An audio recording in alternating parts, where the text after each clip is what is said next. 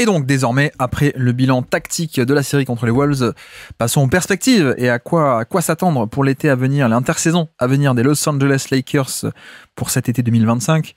Bon, je pense qu'il y a une chose qu'il faut dire tout de même, c'est que cet été va être charnière. En fait, il va être d'autant plus charnière que l'été d'après est encore plus important, en un sens. Dans le sens, pour expliquer un peu, nous avons Luka Doncic qui pourrait et qui va être free agent l'été prochain, l'été 2026. Il est en fin de contrat. C'est aussi pour ça que les Mavs vont l'échanger, mais bref, ne rouvrons pas ce dossier-là. Je crois aussi que c'est possible pour lui de signer une prolongation avant la free agency, avant l'été 2026.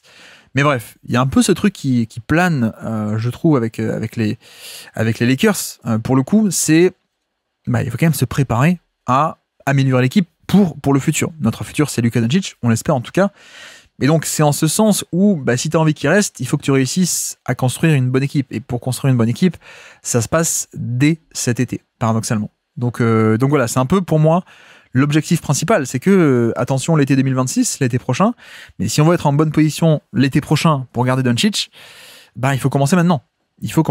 Donc oui, et puis aussi pour préciser, je peux le dire maintenant, c'est vrai que, pour le coup, c'est aussi possible, je crois, qu'il signe sa prolongation avant l'été 2026. Donc, il y a aussi le fait que, et beaucoup vont me le dire, non, mais il va pas quitter les Lakers. Il va pas quitter les Lakers, c'est trop bien. Les Lakers, il y a le marketing. Les Lakers, et ça c'est vrai aussi, il peut se faire un paquet d'argent sur l'aspect juste d'être à Los Angeles, en fait. Les pubs, les contrats, etc. Plus que s'il était à Minnesota, à Milwaukee ou des endroits comme ça. Donc oui, tout ceci est vrai, mais j'ai quand même deux points, moi. Deux points centraux là-dedans. C'est le fait qu'il n'y a plus de Supermax sur la table. Donc c'est pas comme si on disait est-ce qu'il va quitter les Mavs ou pas, est-ce qu'il va quitter son équipe qu'il a formée ou pas, parce que avec les Mavs, il y aurait eu ce Supermax qui était donc un incentive, une motivation financière énormissime, qui d'ailleurs été faite pour ça. On avait créé ce Supermax pour que les équipes puissent conserver leurs propres stars et pour éviter qu'elles s'en aillent. Si le joueur était formé au club, etc., enfin il y a des conditions, mais on s'en fiche, formé au club et puis tel nombre de MVP ou de All-NBA, pardon, plutôt, truc comme ça, on pouvait toucher, je crois que c'était 73 millions l'année pour le Supermax de Doncic, qui aurait été le plus gros contrat de l'histoire. Mais je dis ça aussi, pourquoi ? Parce que là, finalement, choisir les Lakers, l'équipe où il est actuellement, ou finalement partir, en fait, c'est choisir entre deux salaires qui vont être similaires, si ce n'est carrément identiques. Entre signer, je dis n'importe quoi, signer à Denver ou alors signer aux Lakers, c'est plus ou moins, voire même exactement la même somme. C'est pas comme le sacrifice, entre guillemets, qui aurait été fait si, non, je prends pas les 75 millions à Dallas, je vais signer pour 55 à Denver. Vous voyez, il y a quand même moins de compromis. Donc au final, quitte à pas avoir un Supermax, en fait, il y a ça aussi, quitte à pas avoir cette énorme incentive, cette motivation d'argent, je peux imaginer un Doncic dire à ce moment-là, je vais juste choisir la destination qui me plaît le plus. Et ça peut être Los Angeles, parce que c'est quand même cool comme ville, et comme même comme franchise historique, etc. Évidemment. Mais ça peut aussi être ailleurs, quoi. Si notamment, on en revient à ça, si notamment sportivement, c'est pas cool, mais que à côté, de l'autre côté, t'as un projet génial, on te dit, viens, nous l'équipe elle est prête, nous l'équipe elle est géniale, elle est rodée, il y a tous les roleplayers que tu veux, etc. Viens chez nous. Ça me paraît pas inimaginable de penser que Doncic puisse quitter les Lakers. Je sais qu'à chaque fois j'offense des gens quand je parle de ça, de cette possibilité. Mais oui, c'est génial les Lakers. Mais ça me paraît pas une probabilité de zéro de se dire finalement pour la même somme d'argent, je vais dans le meilleur projet. C'est possible. C'est pas un Américain en plus, donc peut-être que Los Angeles il s'en fout aussi en un sens. Donc il y a ça. Le fait que de toute façon il n'y aura pas de Supermax, donc il n'y a pas cette motivation d'argent énorme. Et puis même, il n'y a pas non plus de loyauté en un sens. Je pense qu'il aime bien les Lakers. Je pense qu'en plus, il a déjà dit 2-3 fois déjà qu'il aimait bien être là, etc., etc. C'est pas sa franchise. C'est pas totalement sa franchise. Encore une fois, faisons l'analogie, mais je pense que quitter les Mavs, ça lui aurait fait mal. D'ailleurs, on a bien vu à quel point il était traumatisé, etc. Mais voilà, là, c'est une équipe dans laquelle il aurait été pendant 1 an et demi avant de la quitter. Je dis pas qu'il aime pas les Lakers, qu'il veut pas y rester, etc. Mais c'est pas pareil. Donc, bref, moi, c'est pour ça que je me dis, je le garde dans un coin de la tête, non pas il va quitter les Lakers, mais il peut. En tout cas, il pourrait. C'est peut-être même pas probable, mais c'est possible. Donc, je préfère quand même insister là-dessus parce que pour moi, c'est un peu un tournant potentiel de l'intersaison de 26, mais donc déjà de 25 parce que justement, Justement, imaginons, alors encore une fois, je dis n'importe quoi. Imaginons, il y a les Spurs qui arrivent avec un Wembanyama qui l'an prochain fera une All NBA First Team, avec beaucoup de cap space, avec beaucoup de choix de draft, avec beaucoup d'assets, avec un supporting cast qui est déjà très bon, et que de l'autre côté, les Lakers sont en fin de cycle, n'ont plus trop d'assets, ne sont pas arrivés à construire un bon effectif, que Doncic, une deuxième année, a des déceptions en playoff, une année frustrante, il n'y a pas les bons éléments, il n'y a pas les... Voilà, pour moi, c'est pas du tout à exclure le fait que si toi, ta situation des Lakers, c'est pas bonne, et qu'en face, il y a des méga projets qui se montent et qui lui tendent la main, qui lui ouvrent les bras, pardon, plutôt, ça paraît pas impensable qu'il se travaille. Donc, il y a cet intérêt de que faire à l'été 2025, il faut tout faire pour l'été 2026. Vraiment. Alors, si tu arrives à sécuriser dès cet été la prolongation, parce que voilà, un joueur n'est pas obligé d'aller en free agency, tu peux aussi négocier en amont, c'est totalement anti-paroxytique, hein, c'est anti-climatique, climactique, comme ils disent. Voilà, c'est un peu nul, ça se passe au milieu de la saison, on sait pas pourquoi, tiens, le 29 mars, on a la prolongation de un tel qui tombe, bon, c'est pas spectaculaire, c'est pas au moment où on voudrait, mais on peut. Donc tant mieux s'ils arrivent à la sécuriser dès maintenant, ça pourrait être le premier objectif, mais c'est pas sûr, et je pense que Doncic aurait aussi intérêt à attendre. Mais voilà, il y a aussi ce truc de que faire cet été pour améliorer, pour optimiser nos chances. Et d'ailleurs, j'en parle aussi parce que je pense que désormais, il faut tout faire pour Luka Doncic. Ça peut paraître enfoncer des portes ouvertes, et je pense que tout le monde va être d'accord. Mais est-ce que tout le monde va être d'accord pour y aller à fond? Parce que juste dire il faut tout faire pour Doncic, ça paraît logique et trivial. Et non mais Guillaume, on s'en fout. Enfin, si tu racontes tout des portes ouvertes, d'accord. Mais est-ce que si je dis il faut tout faire pour Doncic, y compris potentiellement se séparer de LeBron, est-ce que tout le monde est encore d'accord? Non mais j'exagère, mais vous voyez un peu cette idée que oui, pour juste dire il faut aider sa star, ça paraît trivial, mais l'application concrète parfois elle n'est pas forcément aussi facile que ce qu'on pourrait imaginer. Donc quelle est un peu la situation des Lakers? L'an prochain, on a sous contrat, qu'est-ce qu'on a? On a Doncic qui a encore un an à 46 millions. Et ensuite, il aura une player option pour la saison 27, mais il va pas la prendre. Il prendra pas la player option pour 2027. Il re-signera un contrat plus longue durée en 2026 ou avant. Mais bref, voilà. Donc l'an prochain, 45 pour Doncic. On est à 18 pour Hachimura aussi. On est à 13, 14 même pour Austin Reeves, qui est un des meilleurs contrats de NBA. On a Gabe Vincent qui est à 11,5. On a Kleber qui est à 11 pile. Donc là, c'est deux cartouches à utiliser dans le marché des trades, je pense. Hein, Gabe Vincent et Max Kleber. Pourquoi pas aussi Vanderbilt, qui est également à 11,5, 12 pour l'an prochain. Est-ce qu'il est à ce point important? Je ne sais pas. Est-ce qu'on pourrait l'utiliser comme une monnaie d'échange? C'est possible. Dalton Knecht, qui est à 4 millions. Shake Milton à 3 millions. Bronny James à 2 millions l'année. Bon, ça, c'est pas grand-chose. Et puis, Dorian Finney-Smith, player option pour l'an prochain. Donc, vu l'âge de Finney-Smith, il y a un choix à faire là. Est-ce qu'il prend les 15 millions maintenant? Est-ce qu'il prend sa player option et qu'il sera en free agent l'été prochain? Ou est-ce qu'il refuse sa player option aujourd'hui, cet été, pour aujourd'hui signer un meilleur contrat? Je pense que la meilleure chose à faire pour lui, hein, dans son référentiel, ce serait, vu son âge, il a quoi? Il a 31, non, bientôt 32 en plus, il est du 4 mai, donc oui, il a 32 ans, il aura 32 ans cet été. Sans doute qu'à cet âge-là, le mieux c'est de justement ne pas prendre l'option pour signer un contrat plus long. Donc voilà, mais ça, il n'est pas encore dans le salary cap pour l'an prochain. Je miserais même sur le fait qu'il ne prenne pas son option et que donc voilà, ça va être de l'argent en plus à rajouter. Et puis, on a aussi une player option de notre ami LeBron James. Bon, là, discutons un peu de LeBron James. Est-ce que LeBron va partir en retraite? Je ne sais pas. J'avoue que je ne sais pas. Je pense pas. Je pense pas. Mais c'est pas excluant non plus avec LeBron. Donc voilà. Mais en tout cas, contractuellement, il n'est pas encore dans l'effectif l'an prochain. Il a une player option. Donc soit il la prend et il lui reste une année à 52 millions qui du coup va rentrer dans la masse salariale. Soit sinon il la prend pas et il doit prolonger et signer un nouveau contrat. C'est un peu l'idée. Donc il n'y a pas de cap hold ici, il n'y a pas de cap hold d'argent qui pour l'instant est bloqué dans le salary cap parce que ils sont pas en fin de contrat. Ils ont des player options, c'est pas pareil. Mais bref. Donc évidemment, le premier choix là, c'est LeBron. Qu'est-ce que lui veut faire? Alors, il y a aussi un aspect où il a aussi une no trade clause. Donc imaginez les Lakers se dire attendez, on attend qu'il prenne son option et dès qu'il a pris son option, on va l'échanger contre Giannis. Ça, je peux vous le dire de suite, c'est pas possible parce qu'il a une no trade clause. Il peut choisir d'annuler un trade et de ne pas être échangé. Voilà, vous connaissez un peu la no trade clause. Mais voilà, donc tout part de LeBron James aussi. Qu'est-ce qui va se passer? Et c'est un peu là-dessus que la physionomie de l'équipe prochaine va se faire aussi. Parce que, est-ce qu'il va rester, premièrement? Est-ce qu'il va partir en retraite? Rester, je veux dire, est-ce qu'il va rester aux Lakers, premièrement? Est-ce qu'il va juste partir en retraite?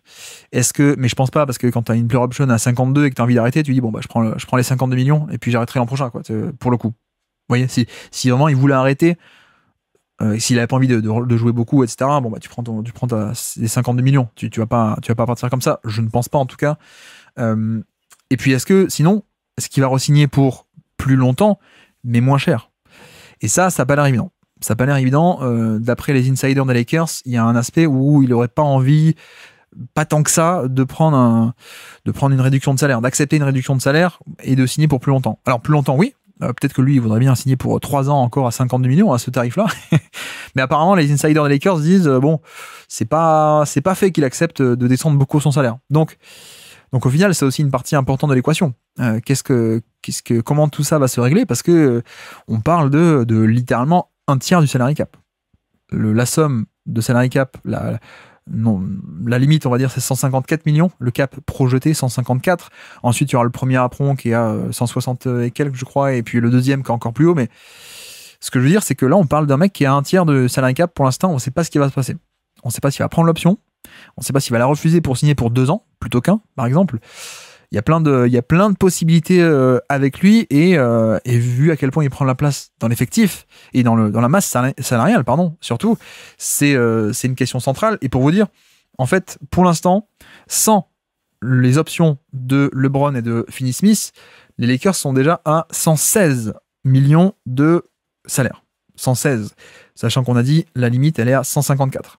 Donc en fait, ils n'ont pas, les Lakers, des tonnes de cap space pour s'imaginer signer tel ou tel free agent, etc. En tout cas, ils auraient de la place si LeBron refuse son option. Mais s'il refuse, c'est peut-être pour re-signer chez les Lakers à un tarif assez élevé, etc. etc. Et donc voilà, 116 plus, je sais pas moi. Imaginons, il prend 20 millions, il accepte 20 millions de réduction de salaire. Bon, bah, il serait quand même à 30. Et donc 116 plus 30, ça fait 146, si je sais encore compter.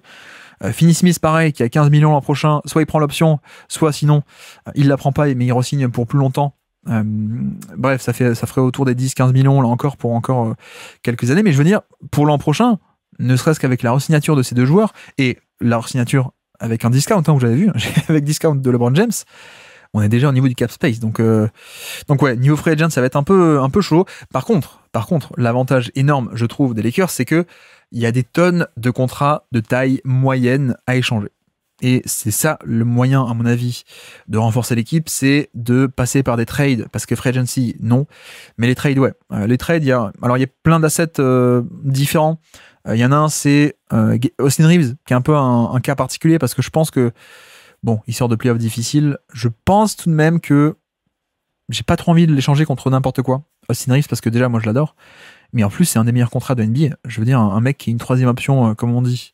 Mais j'aime pas le terme, mais vous voyez un peu l'idée. Troisième option NBA à ce contrat-là, à 14 millions l'année, c'est incroyable, le rapport qualité-prix. D'ailleurs, moi, je pense qu'il devrait attaquer en justice son agent d'il y a 2 ans, parce que ce contrat n'a ni queue ni tête.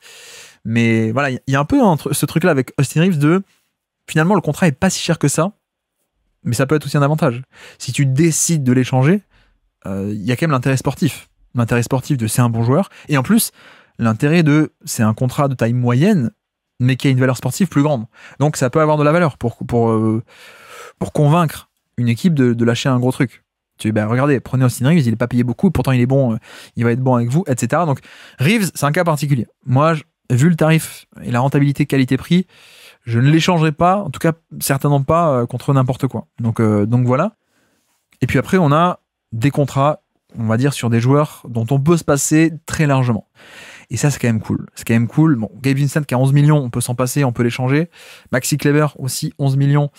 C'est très bien aussi à échanger. Vanderbilt est quand même un peu plus utile. Mais bon, 11 millions, ça fait aussi partie de ces contrats de taille moyenne qu'on pourrait échanger. Et puis en fait, même Hachimura, pour moi. Hachimura à 18, j'aime bien Hachimura, ce qu'il est devenu. Autant j'aimais pas du tout le joueur à la base, à la draft, mais ce qu'il est devenu est sympa. Après, est-ce que pour 18 millions, il n'y a pas une certaine catégorie de joueurs où on se dit, bon, j'accepte de sacrifier un peu Hachimura pour l'avoir lui, le joueur qu'on veut dans un échange. Je pense que oui. Et puis voilà, 10 millions, c'est pas mal. Ça permet aussi de faire gonfler un peu la balance des salaires. Donc voilà, c'est l'avantage des Lakers pour moi, c'est que il y a plein de contrats différents. Un de 18, un de 14, un de 11, enfin non, 3 de 11, pardon. Et même on a Knecht, Dalton Knecht, qui est que à 4 millions parce que c'est un contrat rookie, donc plus bas, mais qui a un intérêt sportif. Parce qu'il est bon, il est relativement jeune.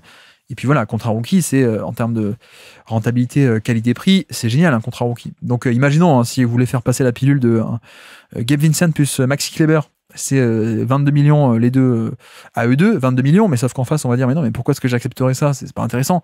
Tiens, prends aussi un Dalton Knecht qui va avec. Bon, ça dépend pourquoi, mais voilà, c'est un peu...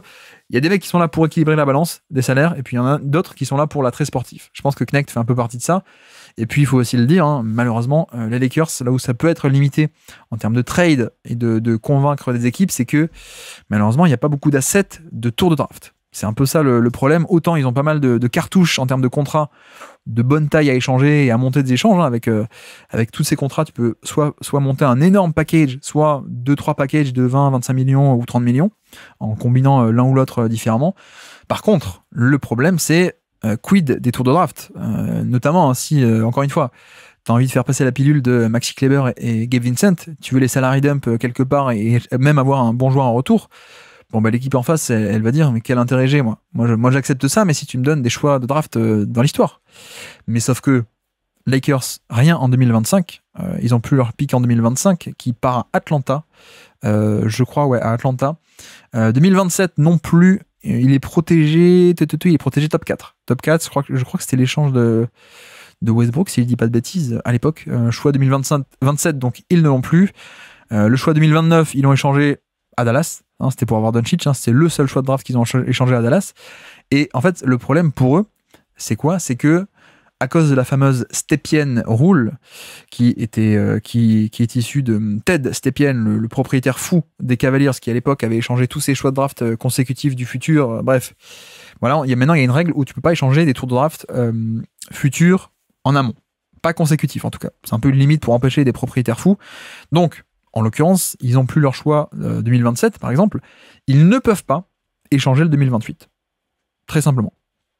Donc en fait, oui, les Lakers possèdent le leur en 26, en 28 et en 30, mais du fait qu'ils ont échangé 25 et 27, et vu cette règle tu peux pas échanger en avance des choix consécutifs, en fait, leurs pics 26, 28 et 30, ils peuvent pas les échanger.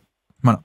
Ils peuvent pas les échanger en brut, on va dire. Après, tu peux toujours proposer des swaps, des pick swaps, c'est-à-dire, techniquement, tu ne donnes pas ton pick totalement, tu proposes à l'autre d'échanger le pick avec toi. C'est-à-dire, celui qui est le pick le plus haut placé entre les deux, c'est toi qui le récupères et moi, je prends le moins bon des deux.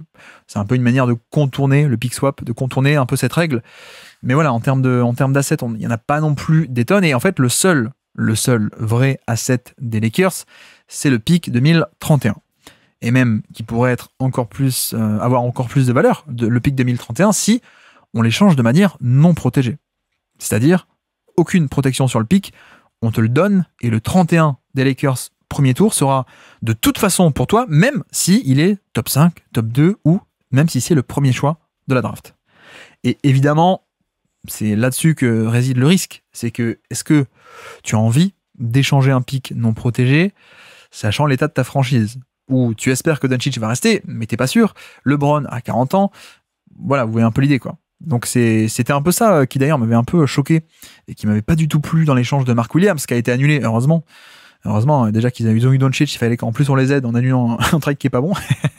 Mais non, mais c'est qu'en fait, ils avaient donné un pick non protégé 2031, qui était un énorme risque. Et non seulement c'était pour un joueur qui était pas si intéressant que ça, pardon, mais ne refaisons pas le débat Mark Williams. Mais en plus, en plus, donc c'était ton dernier asset, on va dire. Dernier gros asset, c'est ce pick 2031. Donc voilà, je pense que cet été, il va passer à la casserole ce pick, parce que t'es un peu obligé. T'es un peu obligé pour aller chercher un bon joueur, pour monter un trade, un gros joueur notamment. Je pense que ça va passer par ça.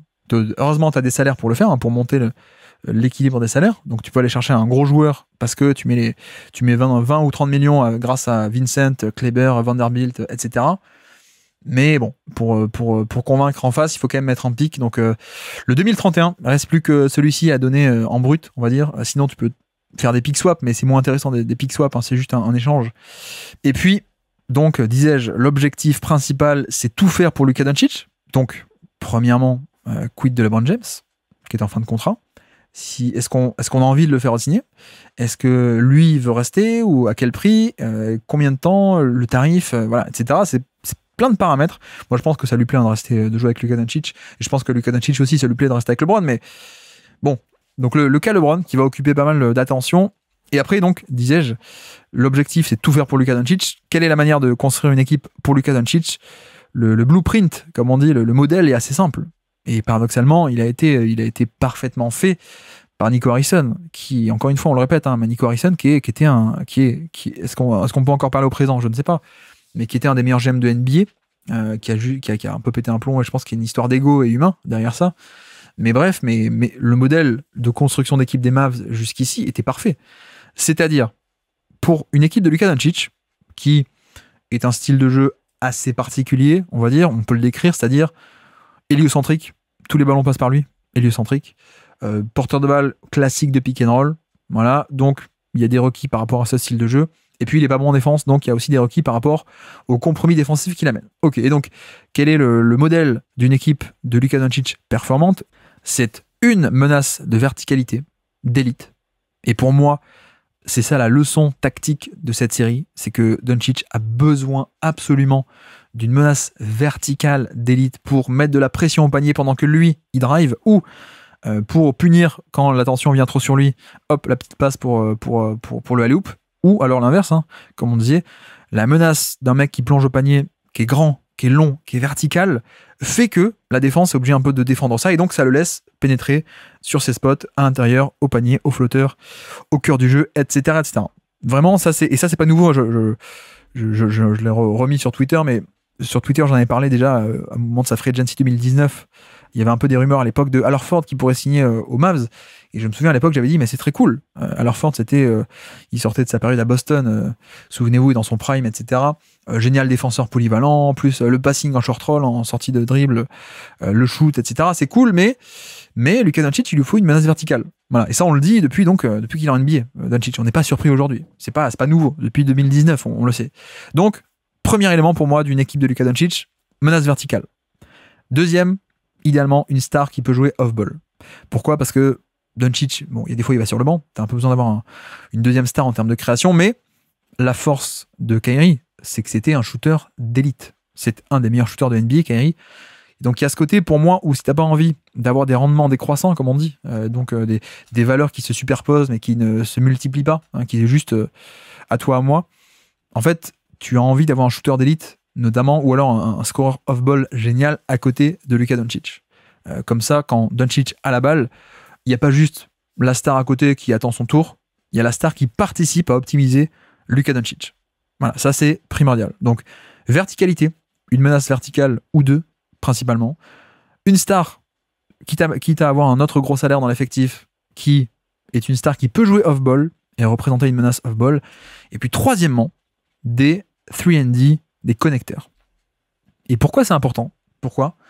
On a fait l'épisode sur les connecteurs, hein, si vous intéresse. Connecteur, c'est le fait d'un joueur qui peut amplifier un décalage, qui va pas être capable de le créer, mais une fois qu'il a un décalage, il peut le faire vivre, il peut l'amplifier, il peut attaquer en sortie de dribble et faire un passing en mouvement, etc., etc. Et c'est pas juste 3&D, et c'est important parce qu'aujourd'hui, un modèle à la Rockets 2018, dans la NBA d'aujourd'hui, ça ne marcherait pas, parce que les défenses sont beaucoup trop polyvalentes, dynamiques, et donc les défenses, face à des 3&D un peu statiques, hein, genre Trevor Ariza, PJ Tucker, etc., bah juste en fait elles vont les forcer, elles vont fermer agressivement au niveau des close-out, elles vont les forcer à faire des actions en sortie de dribble, ce qu'ils ne sont pas capables de faire. Donc aujourd'hui, quand tu as un style de jeu qui est héliocentrique à la Luka Doncic, tu peux pas juste mettre des shooters statiques dans les corners ou sur l'aile, il faut des mecs qui vont être capables de tirer profit des décalages qu'il va créer et de l'attention qu'il va créer et de l'attention qu'il va réclamer, qui va générer sur les pick and roll notamment. Donc tu as besoin que quand la défense se déploie sur Doncic, autour, il y a des connecteurs pour faire le lien, pour amener la balle pour faire le lien, littéralement le milieu de la chaîne entre le créateur et le finisseur, pour donc amener la balle à partir du décalage à un cut au panier, un alley-oop, un catch and shoot à 3 points de l'autre côté, etc., etc. Donc voilà, 3 piliers d'une équipe héliocentrique en 2025, c'est ça. Verticalité, une star qui peut jouer off-ball et un 3&D, des 3&D connecteurs. Et pas juste statique, et pas juste 3 points et puis rien d'autre. Non, des mecs qui peuvent un peu faire vivre le ballon. Et puis oui, évidemment, à 3&D, il y a aussi D. Il y a la défense, ça c'est primordial. Juste, si vous prenez Kevin Werther, Dalton Knecht et puis AJ Green, quoique AJ Green défend un peu, mais bref, vous avez compris l'idée. Non, il faut des défenseurs. Il faut des défenseurs pour le compromis défensif de Luka Doncic. Il faut que les squads de défense off-ball notamment, mais même on-ball, les squads déliés soient quand même plutôt bonnes pour que Doncic soit à peu près le seul maillon faible. C'était un peu l'idée. Donc, comment faire ? Je pense que la star qui est élite off-ball, va-t-on la trouver cette année ? Je ne pense pas. Austin Reeves peut-il faire partie de ça ? Est-il cette star ? Non. Bon, après, si LeBron re-signe, il n'y a pas de question là-dessus, hein, pour le coup. Mais voilà. Après, est-ce que d'ici, quand LeBron sera à la retraite l'an prochain, l'été d'après, peut-être qu'il y aura de la place pour aller signer un joueur type Kyrie ou Kyrie lui-même, d'ailleurs, pourquoi pas. Pourquoi pas reformer ce duo, mais voilà. Je pense que la question de la deuxième star, pour l'instant, c'est LeBron. D'un point de vue salaire, pour le coup. Les 3&D, c'est compliqué.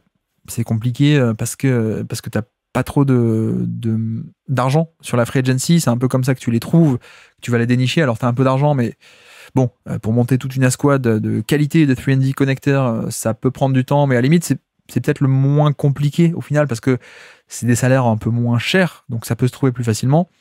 Et après, peut-être que au centre de tout ça, il y a la question du pivot. La question du pivot et de la verticalité. Bon, l'avantage de Mark Williams, c'est en février dernier, pourquoi ils avaient fait ce trade à la base. Mark Williams n'est pas ce que j'appellerais de la verticalité d'élite. C'est un mec qui est grand, qui est très très long, qui a des bras immenses, mais il n'y a pas beaucoup de pop vertical, il n'y a pas beaucoup d'explosivité, de vivacité. C'est pas l'élite là-dedans. Mais bon, c'était un peu l'idée. C'était un peu l'idée d'aller chercher une menace au moins qu'à des centimètres en termes de verticalité. Et en plus, avec Mark Williams, ça avait l'aspect il était sous contrat rookie, donc on pouvait le prendre, pas cher. Et en plus, si on récupérait ses droits de contrat rookie, on pouvait dépasser le salary cap en le prolongeant. Donc ça, c'était génial. C'était la vraie raison du trade de Mark Williams.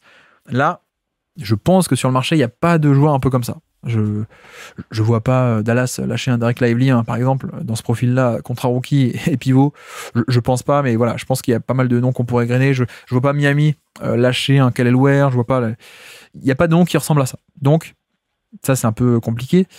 Après, il y a une option qui me semble assez logique, j'en parle depuis longtemps, et je sais que les gens sont moins hauts que moi sur lui, mais c'est peut-être moi qui suis en tort, pour le coup. Pour moi, il y a l'option Nick Claxton, qui, voilà, quand on souligne, encore une fois, le besoin, plus que l'envie, plus que le bonus, c'est un vrai besoin, la nécessité d'avoir de la verticalité pour optimiser pleinement Doncic, moi, ça ferait sens de dire, c'est à ce point de priorité qu'on met le prix sur la table pour l'avoir. Parce que Claxton, moi, il rentre là-dedans. Verticalité d'élite, explosivité, etc. En plus, en défense, il fait un switch all. Donc ça, c'est génial aussi, pour le coup. Après, Claxton, où est-ce qu'on en est d'un point de vue contractuel ? On est plus cher. On est plus cher que à Dallas, Lively qui était sous contrat rookie. On est plus cher que Mark Williams qu'on aurait pu avoir contrat rookie. On est plus cher que pas mal de petits noms qu'on pourrait trouver en free agency à 5 ou 10 millions. Claxton, non. Claxton, il a signé une prolongation de contrat avec Brooklyn. C'est fait exprès. Il l'avait prolongé pour pouvoir le rééchanger. Et donc, l'an prochain, il a encore 3 ans de contrat, 25, 23 et 20 millions. Donc le bon point, c'est que c'est dégressif, comme on dit. Et ça, c'est typique. Quand tu as une équipe qui prolonge un joueur pour l'échanger ensuite, le contrat va être dégressif. À l'époque, pareil pour Aaron Gordon à Orlando. Il y a plein d'exemples un peu comme ça. Mais c'est aussi un signe quand vous voyez un contrat dégressif, en général, c'est que l'équipe veut échanger le mec bientôt. Mais bref, voilà, on parle d'un mec qui est à 20 millions, même sur la 3e année du contrat dégressif. Et toute la différence avec un Mark Williams, c'est que Mark Williams, tu aurais pu lui donner 20 millions aussi, même 25, mais tu aurais pu le faire en dépassant le cap. En fait, tu aurais pu créer de la valeur dans ton salary cap. Là, Claxton, non. Claxton a déjà prolongé, t'as pas ses droits, il a déjà prolongé ailleurs. Donc, si tu le veux, il faut que tu fasses rentrer 20 millions. Il faut que tu dégages des gens, il faut que tu dégages 20 millions ou 25 pour l'accueillir. Alors que, nuance, Mark Williams, tu aurais juste eu besoin de dégager 3 ou 4 millions de son contrat actuel, et ensuite tu aurais pu le prolonger de 20 millions. Donc là, encore une fois, dans l'aspect de rétention de valeur, création de valeur, de salary cap, il y a des règles où tu peux dépasser, mais c'est des règles un peu particulières. Là, voilà. Là, par exemple, tu peux dépasser sur une prolongation de contrat. Tu ne peux pas dire on ajoute Claxton de nulle part. Donc ça fait toute la différence. Avec le cas Claxton, c'est que, vous l'avez compris, hein, Claxton, vu qu'il est un peu cher, c'est un compromis à faire sur le marché et en termes d'équipe. Il y a un trade à faire. Il faut se séparer d'éléments. Alors, dans l'idée, il y a un Hachimura qui a 18 millions. Bon, ça peut un peu faire l'échange un peu sec. Après, on peut me dire, oui, mais l'intérêt, ce serait peut-être de garder Hachimura et d'échanger plutôt des mecs, les mecs dont on veut pas, quoi. Pourquoi pas les Gabe Vincent, Maxi Kleber, dont on se fiche un peu. Pourquoi pas Vanderbilt. Pourquoi pas mettre un petit Dalton Knecht aussi, vu que, ils essaient un peu de reconstruire et ils aiment bien des jeunes ou quoi que ce soit. C'est un peu d'attrait sportif, au moins. Donc, voilà, ça. Oui, mais est-ce que c'est assez? Je suis pas sûr. Hein. Autant, je pense qu'à Hachimura, on peut à peu près leur vendre le fait que, bon, prenez-le et puis vous pouvez un peu le revendre en pièces détachées, mais en tout cas le revendre ailleurs ensuite. Mais je pense que si vous arrivez avec Gabe Vincent et Kleber, non, ça passe pas. Donc, potentiellement, Claxton, pour moi, c'est peut-être la meilleure option sur le marché, mais compromis de construction d'équipe. Tu vas forcément devoir te séparer de salaire et donc de joueurs de rotation. Deuxièmement, ça a un prix. Et je pense que tu ne l'auras pas sans le pic 2031 balancé dans l'histoire. Surtout que, c'est un peu con, hein, mais surtout si tu as déjà montré aux Nets et à tout le monde que, en fait, tu étais prêt à le lâcher. Et si tu étais prêt à le lâcher, pardon pour les familles, mais si tu étais prêt à le lâcher pour Mark Williams, bon, les Nets, ils vont dire, mais attendez, mais nous, Claxton, il est meilleur. Nous aussi, on le veut le pic. C'est un grand minimum. Au grand minimum, on veut le pic à 2031 non protégé, nous aussi. Donc, idéalement, c'est Claxton pour moi, sportivement. Après, ça a un prix plus élevé. Donc, comment est-ce qu'on se situe par rapport à ça? Est-ce qu'on préfère ne pas faire ça parce que c'est trop cher en termes de salaire et de pic et rester ainsi, mais le ainsi, c'est pas optimisé pour Doncic? Ou est-ce qu'on fait le truc, quitte à sacrifier un peu des choses? Je ne sais pas, mais voilà un peu pour le topo pour moi autour de Claxton. Au demeurant, il y a d'autres options, moins chères et moins risquées. On peut penser notamment de suite à un Robert Williams. Robert Williams, oui, c'est moins cher, mais pourquoi c'est moins cher? C'est moins cher en termes de salaire, je crois qu'il est autour des 12-13 millions, mais c'est moins cher en termes d'acquisition, hein, tu n'auras pas besoin de payer très cher pour l'avoir. Après, il y a une raison. Robert Williams, pourquoi il va être disponible pour beaucoup moins cher, pour beaucoup moins, c'est que tu n'es pas sûr qu'il soit sur le terrain, quoi. Donc forcément, ça rentre en compte, mais c'est l'inconvénient de ton avantage. Hein. Si tu l'as pour beaucoup moins, c'est pour une raison aussi. Donc imaginons qu'on se sépare je sais pas, on fait un package pour avoir Robert Williams, ok, tu l'as pour beaucoup moins, mais peut-être qu'il va pas jouer ou pas du tout quasiment avec Doncic. Donc c'est un problème. Mais bon, de l'autre côté, il y a aussi la vision de, certes c'est risqué, on peut avoir un risque et donc une potentialité de situation négative, on peut aussi parier sur l'issue positive. En mode, non mais Claxton, c'est trop cher, payons pour l'option moins chère, et si ça se trouve, on va se retrouver dans 1 an, et puis il aura fait une saison relativement complète. Il va très bien défendre comme à l'époque on le connaissait. Menace de alley-oop, peut-être la meilleure de NBA ou pas loin. Enfin, s'il est sur pied, ça peut être le jackpot, quoi. Ça peut être on a moins dépensé qu'on l'aurait fait pour Claxton, et en plus, ça a marché.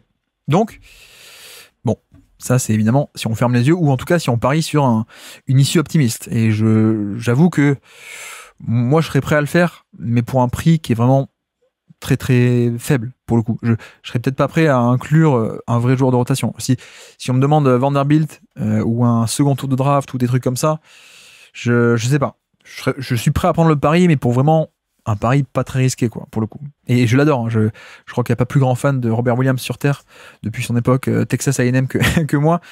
Mais il y a aussi la réalité du terrain, quoi. De finalement, bon, équipe de tanking, certes, mais ça fait 2 ans qu'il a joué 26 matchs depuis 24 et 25, et il faut en rajouter 35 en 2023.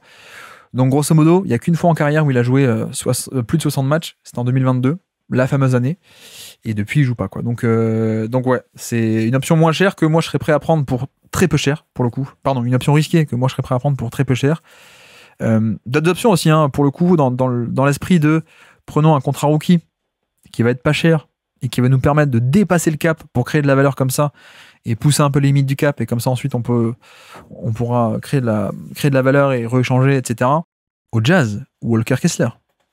Kessler, on est vraiment sur le mec qui est un pivot, qui à mon avis peut être un pivot de bonnes équipes, à 30 minutes par match sans souci. Je pense que sa défense est de très très haut niveau.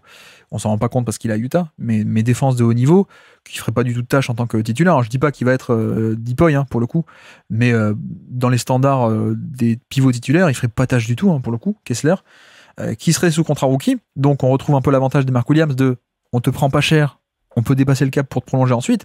C'est génial. En termes de gestion de contrat, c'est ce qu'il faut faire, ce type de profil. Mais, bon, déjà, le Jazz, il demande toujours des prix un peu élevés. Donc, je ne sais pas à quel point il le céderait pour assez peu cher. Je ne sais pas. Est-ce que je suis prêt à mettre beaucoup pour Kessler? Moi, oui. Mais, est-ce que je le fais moi pour une équipe de Doncic? J'avoue que je ne suis pas sûr. J'avoue que je ne suis pas sûr du tout. Pourtant, là encore, je pense que Kessler, si vous écoutez le Basket Lab depuis 2-3 ans, vous m'entendez en dire de très très très très très bonnes choses. Et pour n'importe quelle autre équipe, je pense que je ferai le move un peu les yeux fermés. Mais par contre, c'est vrai qu'avec Kessler, pour moi, on ne retrouve pas l'aspect primordial de verticalité. C'est un bon pivot offensif qui a fait de bons progrès cette année. Il est un peu plus agile, un peu plus fluide, un peu plus vif que la version un peu pâteau qu'on avait depuis 2 ans en NBA. On en a parlé cette saison dans l'hebdo. L'hebdo du lundi matin, on en a parlé 2-3 fois déjà de Kessler, qui est quand même un peu mieux offensivement. Mais c'est pas exactement le profil, je pense, qu'il faut offensivement. Clairement, on n'est pas sur cet aspect de la verticalité d'élite, le mec qui peut mettre de la pression au panier avec un roll, R-O-L-L, rapide, puissant, etc.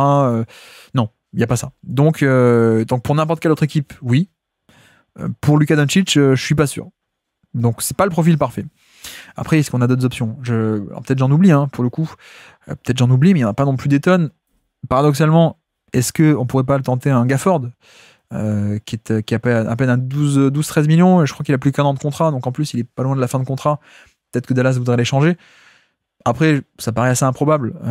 Pour le coup, à cause des relations, enfin les relations, quoi. Vous allez me dire, les relations sont plutôt bonnes, mais non, mais par rapport au fait que, bon, je sais que Davis, il veut jouer pivot, mais est-ce que vraiment tu auras de la place pour et Davis, et Lively, et Gafford, les trois en même temps? Je ne sais pas. Mais voilà, il est sous contrat. Il est bien là où il est. Je suis pas sûr que Dallas le lâche pour pas grand chose, pour le coup. Donc voilà. Capella va être free agent, mais comme on a dit déjà, il n'y aura pas des tonnes d'argent en free agency. Et puis Capella, c'est dans quel état est-ce qu'il est également, Capella? On parle pas du Capella de 2018, là. On parle du Capella 2025 qui est pas si vieux que ça, mais qui est plus en très bon état. Donc le côté verticalité d'élite non plus n'est pas trop là. Mais bon, après de l'autre côté, il y a des options un peu différentes. Je pense qu'on a Goga Bitadze qui est à Orlando, qui est un peu enterré dans la rotation par moment, qui est pas cher. Je crois qu'il a re-signé pour 9 ou 10 millions l'été dernier, donc c'est pas si cher que ça, mais c'est pas totalement non plus de la verticalité. Mais bon, après, verticalité peut-être ne fait pas tout. J'avoue que si vraiment il y a la possibilité d'avoir un Kessler, peut-être que tu le fais à court terme et tu vas compléter l'effectif avec un rollman un peu moins cher, de type, je sais pas moi, un Brandon Clark, quoi, un mec comme ça, quoi, un peu en sortie de banc, une menace verticale, quoi, pour le coup. Donc oui, Kessler, si vraiment il y a la possibilité pour pas très cher, vu ce qu'il peut t'apporter structurellement en défense, plus côté contrat, tu le fais. Goga Bitadze aussi. Pour moi, Goga est un joueur assez sous-estimé et qu'il aurait déjà dû être titulaire dans une équipe NBA depuis au moins 1 ou 2 ans, mais malheureusement, voilà, Goga, c'est pas parfait. Mais Goga, peut-être que je tente le pari. Mais d'ailleurs, moi-même, je parlais tout à l'heure du fait que est-ce que vraiment Redick et les Lakers ont intérêt à rester en switch all vu qu'il y a plusieurs maillons faibles dans l'effectif? Bah peut-être pas. Et peut-être qu'aussi qu'en ce sens, le pivot peut être comblé par du Kessler, par du Goga, qui vont pouvoir faire un peu de drop et des schémas plus traditionnels. Drop wedge, d'ailleurs. Goga est assez mobile pour monter un peu plus haut sur les écrans. Mais voilà, peut-être aussi qu'on peut imaginer un autre modèle d'équipe à cause de la défense. Et que certes, tu n'auras pas cette verticalité d'élite, mais peut-être un aspect de, allez, faisons ça de base, et puis si on retombe, si pendant la saison, on va aller chercher tel role player qui est une menace verticale de lob, pour pas cher du tout, et qu'on va ressortir pour juste pile la série contre les Wolves, ou pile la série contre un tel ou un tel. Si vraiment on a besoin de ça, on ressort la menace verticale pour pas cher, quoi. Voilà, aller signer au minimum ou pas loin un Dwight Powell, ou voilà, ce genre de bêtises, quoi, pour le coup. Ça pourrait s'imaginer aussi de changer un peu le mode de fonctionnement, ou ne pas prendre directement la verticalité d'élite et un profil trop cher, mais prendre un peu la meilleure opportunité à court terme, quoi. Et puis qui peut aider aussi l'équipe en défense, Kessler, Goga. J'aime aussi beaucoup Poeltl, moi, à Toronto, Jakob Poeltl. Après, Deux problèmes, c'est que c'est un peu plus cher. On a un peu catégorie Claxton hein, avec Jakob Poeltl. On est autour des 20 millions, je crois, mais là, voilà, on a vraiment un mec qui est pas 10 sur 10 en verticalité, mais qui est quand même un finisseur, je trouve, assez sous-estimé, pour le coup, en termes de longueur de bras et de vraiment verticalité de alley-oop, je veux dire, mais aussi, il a de la finition un peu autour du panier, c'est un peu des push-shots, un peu des flotteurs, parce qu'il y a du toucher de balle, donc ça, c'est cool. Plus, c'est aussi un défenseur de bon niveau, vraiment de bon niveau, donc ouais, assez mobile, assez polyvalent également, protecteur de panier un peu sous-estimé, je trouve, donc voilà, c'est une qualité de joueur, c'est pas Lively Gafford, mais c'est un profil différent, mais plus cher. Donc, qu'est-ce que tu fais avec ça? Et puis, l'autre obstacle également, au-delà du prix, c'est le fait que Toronto peut-être va vouloir gagner, en fait. Quand on voit qu'ils ont signé un Ingram, ils l'ont prolongé, quand on voit qu'ils veulent compétitif directement, quitte à être milieu de tableau, mais je sens qu'ils veulent être compétitifs, donc je suis pas sûr que Poeltl soit échangé, pour le coup. À moins que, attendez, je vais quand même vérifier, est-ce qu'il est en fin de contrat? C'est la clé. Hein. S'il est en fin de contrat, Masai Ujiri va l'échanger. Mais ce qui veut dire que les Lakers pourront l'avoir qu'en février. Non, il est même pas en fin de contrat. Il lui reste quoique pas loin. Il est 26 plus une option en 27. Donc potentiellement en fin de contrat en 26. Donc peut-être, mais bon, ça coûte cher quoi. On est aux 20 millions. Donc ça coûte cher, c'est pas totalement ça. Gafford, j'en ai parlé déjà. Et puis, Giannis, j'en ai parlé un peu tout à l'heure, je crois, mais Giannis, il faut un peu oublier. Hein. Il faut oublier de suite parce que, pour plusieurs raisons, soit tu l'échanges contre LeBron au niveau des salaires, et sauf que LeBron peut dire non, mais je vois pas pourquoi LeBron accepterait d'aller à Milwaukee. Donc voilà, je pense que par ce biais-là, non. Et par le biais de plusieurs contrats de type, allez, on met Kleber, on met Gabe Vincent, on met Vanderbilt, etc. On arrive à monter aux 50 millions de Giannis, Hachimura, par exemple, aussi. Ok, on peut trouver un équilibre des salaires. Ça, c'est possible. Mais premièrement, c'est en sacrifiant tout le reste de ta profondeur. Donc, est-ce que tu as envie? Et deuxièmement, surtout, même principalement, je pense qu'il y aura des offres bien meilleures que celles des Lakers qui peuvent proposer des contrats, mais pas intéressants, hein, pas hyper intéressants, et aucun choix de draft. Alors que, pour le coup, j'espère que Milwaukee, c'est pas Dallas. J'espère que Milwaukee, s'ils font un peu, s'ils échangent un peu leur star cet été, c'est pour choper la banque au niveau des pics. Clairement, il y a un truc à faire là. Il y a 5, 6, 7 choix de draft à aller chercher avec Giannis qui est dans son prime et qui est un des 2 ou 3 meilleurs joueurs du monde assez facilement. Donc non, je pense pas que ce soit faisable côté Lakers, ne serait-ce que sur l'aspect de quel package intéressant à proposer. Et même si tu mets Austin Reeves, hein, je veux dire, moi-même j'adore Austin Reeves sans doute plus que la moyenne, mais non, Austin Reeves ça suffit pas pour aller chercher un mec de ce calibre, de Giannis. Donc non, il y aura de meilleures offres sur le marché. Donc voilà, c'est un peu la question du pivot.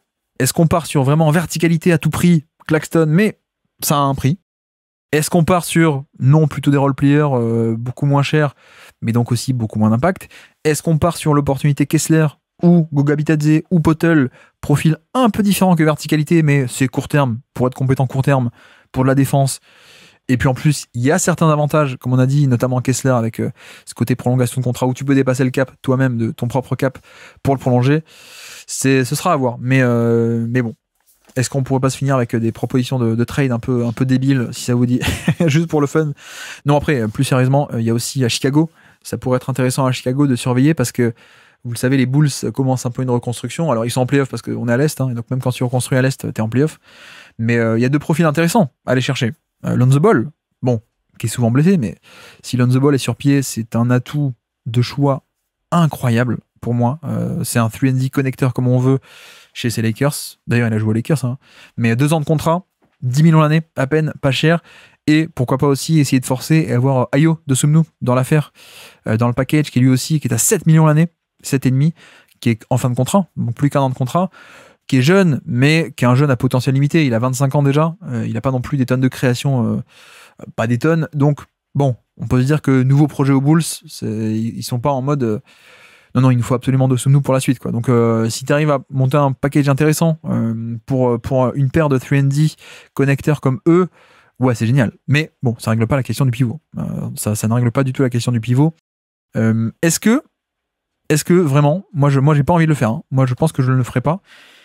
Mais si les Lakers veulent un peu mettre sur le marché Austin Reeves, est-ce qu'il n'y aurait pas moyen d'aller chercher, justement, pourquoi pas Austin Reeves plus d'autres contrats?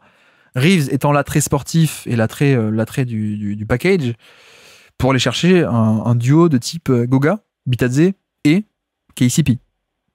Sachant que Orlando a besoin de création offensive, Austin Reeves, qui peut aider, plus KCP qui fait pas une bonne saison, bon, on peut se dire, si on sort du contrat assez rapidement, ça peut être cool. Les Lakers qui font le raisonnement inverse, de se dire, bon, ben, Austin Reeves, c'est cool, mais peut-être qu'un 3&D d'élite, ça peut être bien. KCP qui a déjà joué aux Lakers avec LeBron, etc.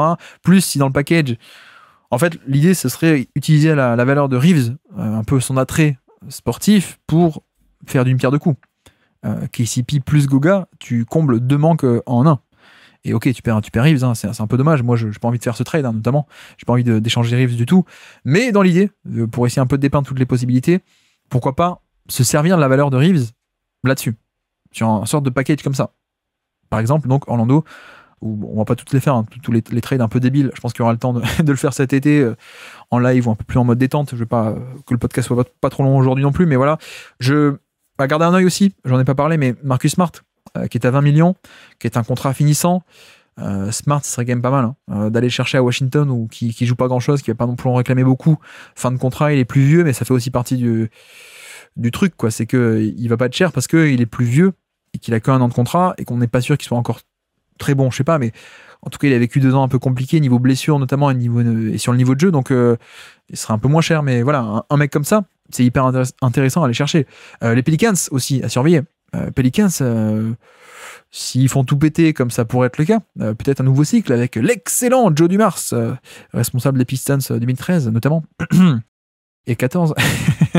Non mais si les Pelicans font tout péter, il y a des pièces assez intéressantes à aller chercher. Mais bref, il y a de belles pièces à aller chercher côté Pelicans si ça pète, en tout cas, je trouve. Les Blazers aussi.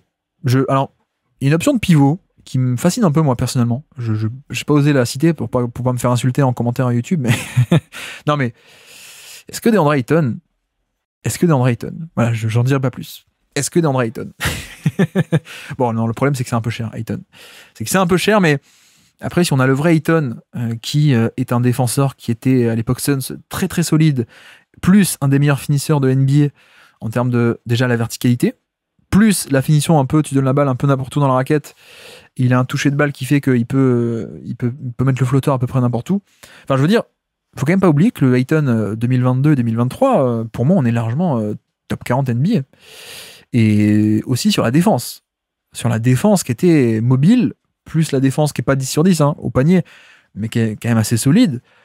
Franchement, si on a le vrai Ayton, moi, à 35 millions l'année, ça me dérange pas. Le problème, c'est que est-ce qu'on aura le vrai Ayton? Mais en tout cas, il y a un monde où le fit va très bien avec Doncic, pour le coup, ironiquement, alors que c'est lui qui a été drafté avant. Voilà, pareil, côté Blazers, il y a pas mal de noms, on peut aller piocher s'ils veulent bien s'en séparer, mais je suis pas sûr non plus qu'ils veuillent, pardon. Donc ouais, je veux pas trop développer là-dessus non plus, mais bref, pour dire, la question du pivot va être primordiale pour moi, et à quel point peut-on, via nos contrats de taille moyenne, arriver à monter 2-3 échanges pour tel ou tel 3&D, bon, voire très bon. Ce sera un peu toute la question. Et encore une fois, objectif 2026, objectif garder Luka Doncic, ça me paraît la priorité absolue. La question est donc à quel point et jusqu'où sommes-nous prêts à aller en termes de sacrifice ou de moves pour prioriser le fait de garder Luka Doncic. C'est toute la question pour moi. Et je parle pas de forcément virer LeBron ou quoi que ce soit, mais à quel point on est prêt à faire vraiment des moves dans cette direction. Payer le prix fort pour Nick Claxton, payer le prix fort pour tel 3&D, aller chercher un pivot maintenant plutôt que attendre et avoir des opportunités plus tard, faire des moves maintenant plutôt que le cap space qu'on aura l'an prochain. À quel prix on re-signe LeBron James, à quel point pour l'instant on veut échanger ou pas Austin Reeves, etc., etc. Pour moi, on est vraiment sur l'objectif garder Luka Doncic, évidemment. Peut-être que l'attrait des Lakers, des Purple and Gold, ça suffira. Peut-être que le fait d'avoir des maisons gratuites ou des contrats marketing à Los Angeles, ça suffira. Mais peut-être que sportivement, il faut un peu se bouger pour le convaincre. Donc, objectif 2026 qui va passer par un été déjà 2025 qui, pour moi, est loin d'être négligeable.